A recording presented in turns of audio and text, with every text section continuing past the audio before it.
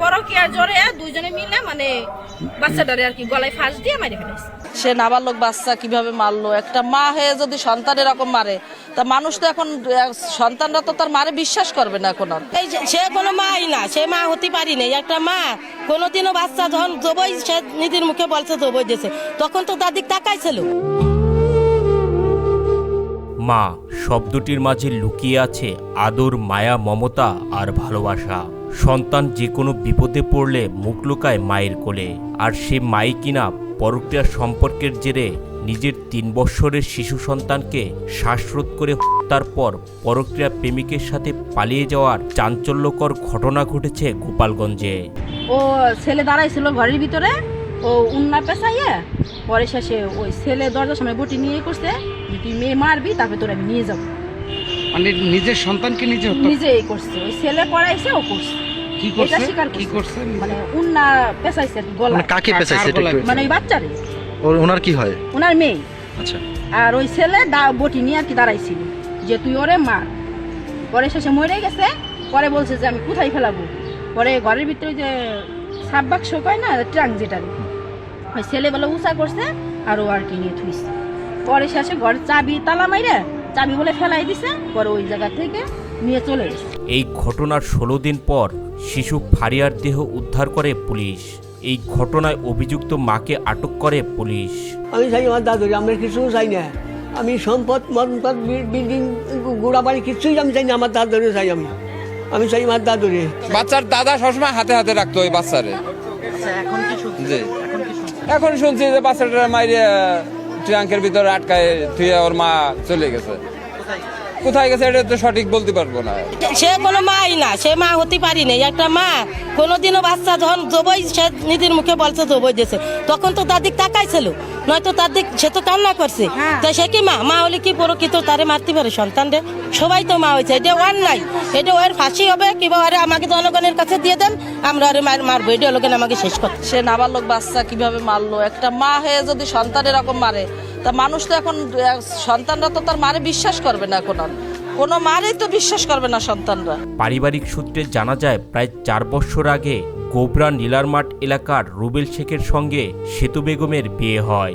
রুবেল বর্তমানে সৌদি প্রবাসী। তাদের একমাত্র সন্তান ছিল 3 বছরের ফারিয়া। স্বামী প্রবাসী থাকার সুযোগে প্রায় 6 মাস আগে সামাজিক যোগাযোগ মাধ্যম টিকটকে ফরিদপুরের মিরাজ মোল্লার সাথে পরিচয় হয় সেতুর, যা পরবর্তীতে রূপ নেয় পরক্রিয়ায়। মেয়েটা খুব মিষ্টি ছিল এবং সবার খুব প্রিয় ছিল। আর এর পরিবারের সাথে তেমন সুসম্পর্ক ছিল না আমাদের জানা মতে, যেহেতু আমার বাড়ির পাশেই কিন্তু। হ্যাঁ, তো এই ছেলেটা হলো বিদেশে। এই বিদেশে থাকাকালীন অবস্থায় এই মেয়েটা মানে প্রায় বাবার বাড়ি যাইতো, বাজারঘাট করতো, কিন্তু কারোর সাথে সুসম্পর্ক রাখে নাই বিধায় এই জন্য কেউ তার বাড়িতে এইদিকে কেউ আসে নাই। তার শাশুড়ি অনেক আগে মারা গেছে, তার শ্বশুরটা আছে, ওই শ্বশুরটা মানে বৃদ্ধ। হ্যাঁ, উনি ওই মসজিদে থাকেন, একটু বাজারঘাটে যান, ওই নাতি নিয়েই চলাফেরা করেন। তো অনেক দিন ধরে মানে এই বাচ্চাটার দেখা যাচ্ছে না। তার মার সাথে হয়তো আমরা চিন্তা করছি যে তার মার সাথে তার বাবার বাড়িতে গেছে বা কোনো আত্মীয় বাড়িতে গেছে, এই হলো আমরা জানি। প্রেমের এই অবৈধ পথের কাঁটা সরাতে গত 22 জানুয়ারি সন্ধ্যায় ঘাতক মা সেতু বেগম নিজের সন্তান ফারিয়াকে শ্বাসরোধ করে হত্যা করেন। এরপর কৌশলে শিশু ফারিয়ার দেহটি বাসার একটি ট্যাঙ্কের ভেতর লুকিয়ে রেখে পরক্রিয়া প্রেমিকের হাত ধরে পালিয়ে যান সেতু। বাচ্চার মা আর কি নিজে এসে বলে থানায় স্বীকারোক্তি দিয়েছে যে ওই বাচ্চারে ওর মায়ের ট্রাঙ্কের ভিতরে সেরেই রেখেছে। সেই জন্য সেই কথা শুনে আমরা আসলাম। পুলিশে আসলো, আসার পরে পুলিশে খুললো আর কি।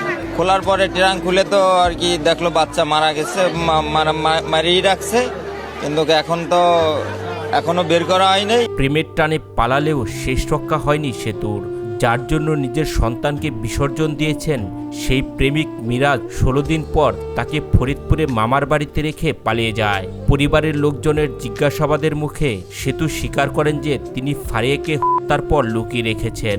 এরপর শনিবার তার মা ও মামা তাকে ফরিদপুরে নিয়ে এসে গোপালগঞ্জ সদর থানায় সোপর্দ করে।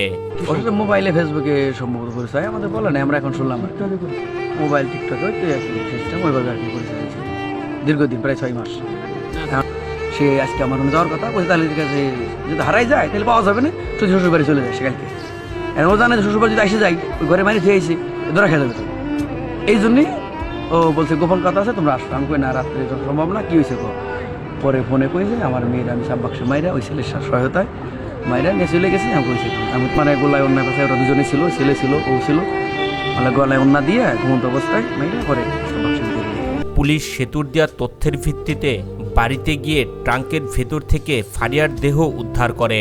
সেতু বেগম তার পরক্রিয়া প্রেমিকের সাথে গত 22/1/2026 তারিখে পালিয়ে যাওয়ার পূর্ব মুহূর্তে পরক্রিয়া প্রেমিকের সহায়তায় তার 3 বছরের মেয়ে ফারিয়াকে হত্যা করে তাদের ঘরের বড় একটি ট্রাঙ্কের মধ্যে লুকিয়ে রেখে সে পরক্রিয়া প্রেমিকের সাথে পালিয়ে যায়। তাদের দেওয়া তথ্য মতে আমরা আজকে ঘটনাস্থলে যাই।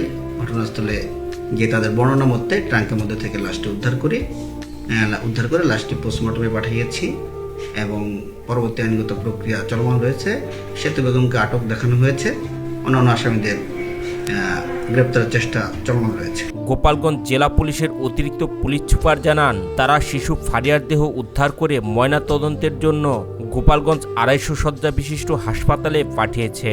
স্থানীয়রা এই ঘটনাকে দেখছেন সামাজিক অবক্ষয় হিসেবেই।